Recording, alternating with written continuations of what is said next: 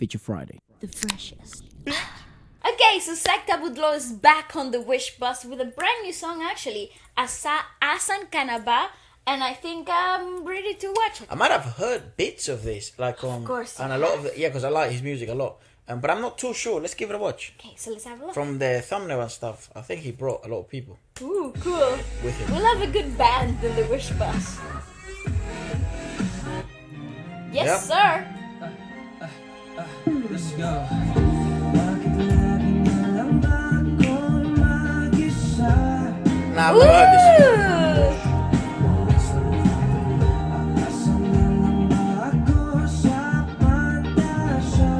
Didn't the drummer's facing the front, like he's facing towards the freaking audience. I didn't, why? That's pretty cool though, I like that. So I think- usual. Yeah, I like it. I think also that kit is probably particularly bigger. Also, they want to fit that angle. Look at the camera. Oh, I see, of Yeah. course. They're fitting this angle here. Yeah, that camera. It's kind of hard to fit in there. Anyways, go on. Sorry, I just thought it was He's so unusual. famous. It's ridiculous. Yeah, I don't he's know. pretty cool, Yeah. right? I like the funkiness here. Asan Kanaba.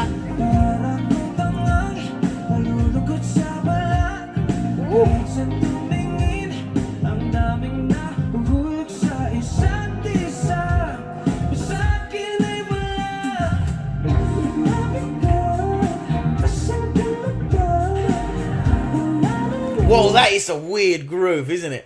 It It feels is like cool, though. it goes. Like a little bit like... It feels disjointed. Like it feels like if it feels like you're going back and forth a lot It of the feels time. a I wonder little- what the lyrics are. It feels a little disco. Like towards the chorus. Because it's quite groovy at the beginning. It's quite like 70s groove It's like very stuff. Zacky at the beginning. Yeah, and then suddenly it becomes a little bit disco towards the chorus. And I kind of like it. I It's wonder not- what the lyrics mean. Me too. We'll try and figure it out at the end. We'll figure it out. We'll figure it out. At least the title of the song we'll figure out.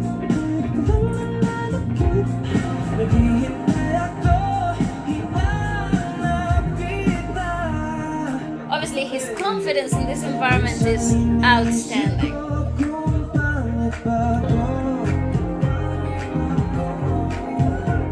Nice rings. Yeah, little call out. Love that.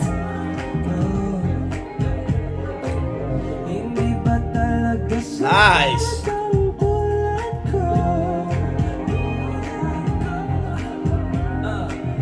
Very lovely harmonics. Ah! You just see the girls fangirling in the background. That's totally me. The falsettos come in and they totally lose their crap. Look at it. Look at the girls. That's so me. That's so me. You know what?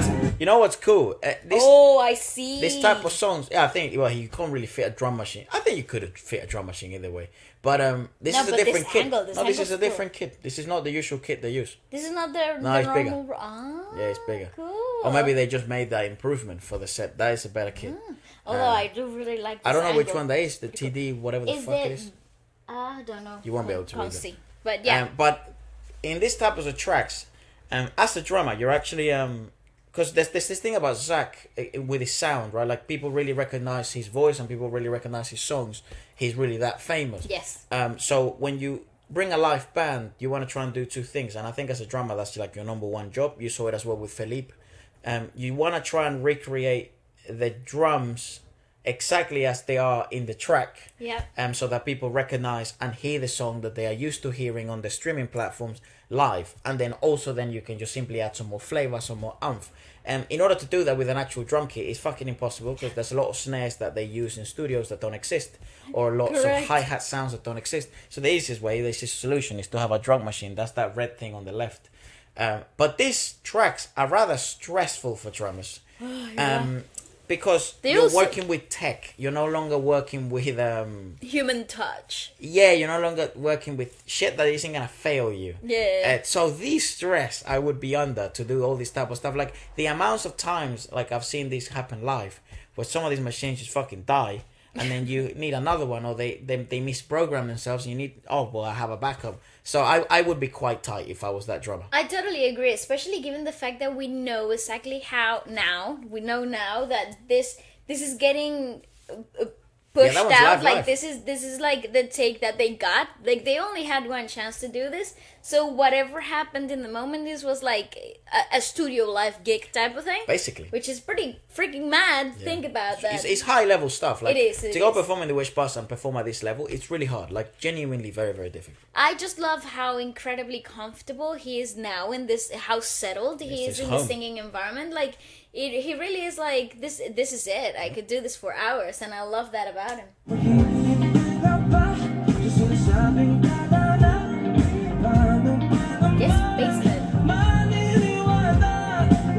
You're trying to make Zack shine, you know? That's right. Let him do his thing.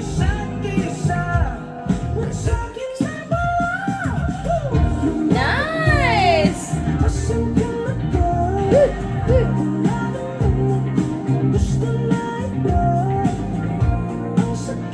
Look at the girls just running around excited. But you can't listen to Zack and be sad, like it's such a vibe. He makes you feel better about life.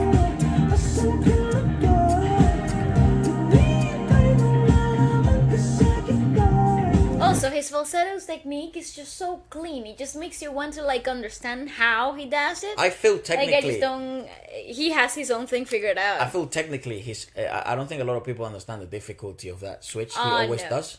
But then and again, it's such a staple to him. So maybe he's really figured out kind of his own way. I don't know how textbook he would be, but it really does seem to work consistently, which is the basis of the judgment of any good technique, right? Correct. I think a lot of the times textbook technique isn't the only way. Like it's not set in stone, and I think he's really figured that out. But like unique, not uniform. Right? Correct. That's essentially what you want to try and seek.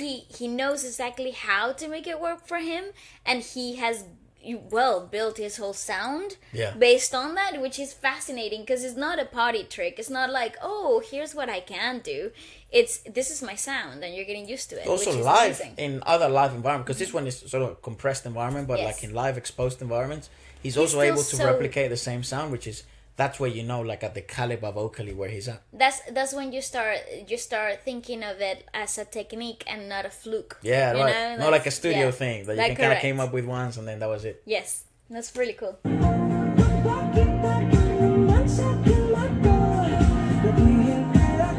Look at the kid dancing as well. That's so cute.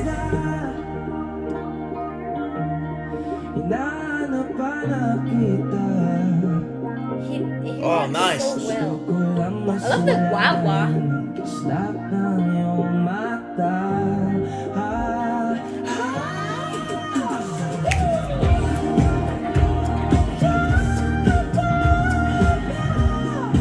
So clean, what the fuck? I know. Now I want a Sam Kim, Zack Tabudlo collab. Asan came from Juice, you know.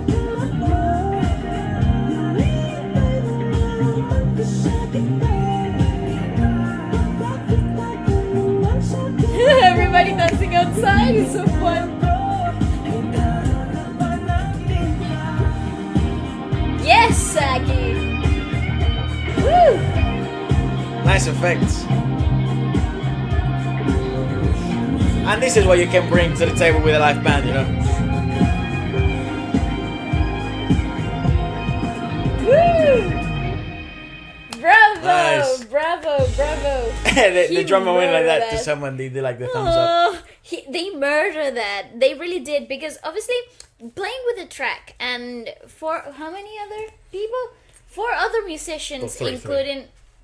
Oh, 4. Well, yeah, it's 4. It's 5 including Zack. Exactly. So that puts a lot of pressure into like the idea of working with a track, because even if it's just for vocal coverage, like backing vocals or whatever other effects that they might want to add to fill in that sonic atmosphere, a lot of pressure goes into every single instrument that's in this environment. It's pretty cool though. I like the funkiness. I like the upbeat, lighthearted essence of the song. Man. It's not an easy Let's track. find out the lyrics. Yeah, here we are. Where are you? Cool. So it goes like this. Why am I always alone? Am I just relying on fantasy? Where are you? Will I wait for you? I'm just like a fool, being sad about nothing. Everywhere I looked, there are many people. There are many people who fall for each other. Why I didn't have one? Why didn't I have one? Come closer. Where are you? I don't have someone I want. It hurts even when there's no one. It's hurting. I'm waiting, looking for you. Sometimes I'm thinking if I'm ugly. Aw, you're not. Because where is the lady and my forever? Hey, am I not enough? Ladies as in beanie. Yeah. Okay. And my forever as in like the song. The song, yeah. Yes, Give nice. you my forever. Am I not enough in a princess life like you? Will I believe to this? Will I believe to the said destiny? Like, will I believe destiny? Yeah. Basically. How can I believe if everywhere I look there are many people who fall in love for each other? Why don't I have one, or why didn't I have one? Come closer. Where are you? I don't have someone I want. It hurts even when there's no one. I'm hurting. I guess there's some errors. I'm waiting. Where are you? That's fucked. I freaking Goddamn, love Zack. that. Okay, Zack, you put thought into freaking lyricism like a brilliant man, and I love that. You know what's funny, right? Like, so sometimes you get a chance to speak to some of these guys and some of these girls, and even if they're the most attractive or the most famous, successful kind of individuals in the world, a lot of the time they actually do feel like this. Oh yeah. Because the person that they truly love or they truly want, like, it hasn't arrived. Like, they haven't experienced that type of love yet, or It's quite relatable. I kind of Yeah, like yeah, that idea of the lyricism in this track. and maybe this is, given Zack's case, like when Ballet texted him asking in my behalf, what the fuck the meaning of "Give Me Your Forever" was, and then he very kindly like explained it, like in a very long sort of message, and awesome. it was about like a story that he observed. So maybe this could also be maybe a friend's story. We know like the Feels likes of quite like personal. yeah, though. but I don't know. I have no Yes, idea. yes, Maybe yes. if it is personal, the interesting is everyone would presume that someone like him wouldn't go through something like that, right? yeah. Like there's just women fucking throwing bras at him left and right. But maybe that isn't the case. Maybe that is the case. And when the lights go off and the curtains shut, and no one's in there with you, and what are your thoughts? And the fact that he can kind of translate these thoughts so well into paper, regardless of whether they're his or they're someone else's, in terms of things he has observed or stories that friends have told him. It's amazing to be able to have that skill, because look at the impact it has on other people. Of course. It's so relatable, and it feels like our story or your story in the current time is being told through a song. No, it's being told by like a third person narrator in your own storybook. It's pretty awesome. What I like about this song though is the juxtaposition of the melody and rhythm to the actual lyricism, because it's like you're in like a search and an adventure. That's what it feels like. And that's exactly what the rhythmicality of the song ignites. It ignites motion. It allows you to settle into this idea of a heartbeat. So with that disco-like approach to the chorus, you are in that search. You are constantly looking for the person, which is pretty cool. Yeah, I would presume a lot of the falsettos will also as well be in some of the most meaningful lines in the in the sort of a scream of help, a scream of wonder, a scream of wanting to be heard, and you can kind of interpret that from the falsettos rather than from the Of course, or a belting section. yeah. So very, very good piece. Nice song. Let us know what you guys thought about it. If you've heard it before, if you haven't, go to the original and show Zack all the love. And apart from Correct. that, peace. Goodbye.